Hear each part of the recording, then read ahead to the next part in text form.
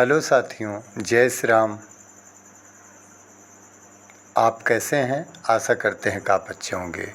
रामायण रहस्य भाग 2 के तहत आज मैं आपको बताऊंगा कि राजा दशरथ की पुत्री का क्या नाम था और उसकी किस प्रकार उसका वर्णन है, कहाँ पर उसका वर्णन है, प्रसंग क्या है, सारी जानकारी हम आपको देने का प्रयास करेंगे। आप लोगों से निवेदन है कि अगर वीडियो अच्छी लगे तो आप हमारे चैनल को सब्सक्राइब और लाइक करिएगा और शेयर करिएगा। चलिए हम आप कहानी पर आते हैं। दक्षिणी रामायणों के अनुसार भगवान राम की एक बहन भी थी जो उनसे बड़ी थी। उनका नाम शांता था, जो चारों भाइयों से बड़ी थी। लोक कथा के अनुसार शांता राजा दशरथ और कौशल्या की पुत्री थी। शांता जब पैदा हुई तब अयोध्या में 12 वर्षों तक अकाल पड़ा हुआ था। भीषण अकाल का समय था। चिंतित राजा दशरथ को सलाह दी गई कि उनकी पुत्री शांता ही अकाल का कारण है।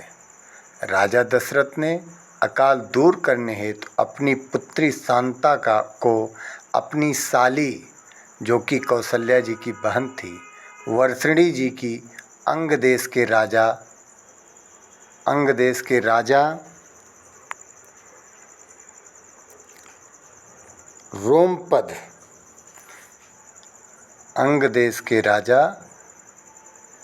रोमपद, नोट कर लीजिए आप, की पत्नी थी, उन्हें दान कर दिया।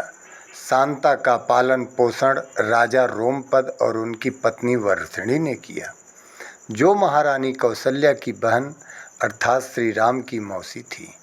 दशरथ शांता को अयोध्या बुलाने से डरते थे, इसलिए कि कहीं फिर से अकाल नहीं पड़ जाए। रोमपद और उनकी पत्नी वर्षिणी ने शांता का विवाह महर्षि विभांडक के पुत्र श्रृंगी ऋषि से कर दिया था। साथियों, ये एक लोक कथा का बात मैंने बताया और दक्षिणी रामायण में जो है इसका उल्लेख भी किया गया है। आप लोग को ये जानकारी होनी चाहिए कि पुराणों में जो है वो कहाँ पर इनका उल्लेख है। तो शांता का उल्लेख रामायण और अन्य पुराणों में भी किया गया है। शांता ने अपने भाइयों राम, भरत, लक्ष्मण और शत्रुघ्न के लिए त्याग किया क्योंकि अंग देश में अकाल था और ऋषि श्रृंगी ने शांता को अंग देश की राजकुमारी के रूप में अपना लिया था। शांता को कौशल्या की बहन वर्षिणी और अंग देश के राजा रोमपद ने अंग देश में गोद लिया था।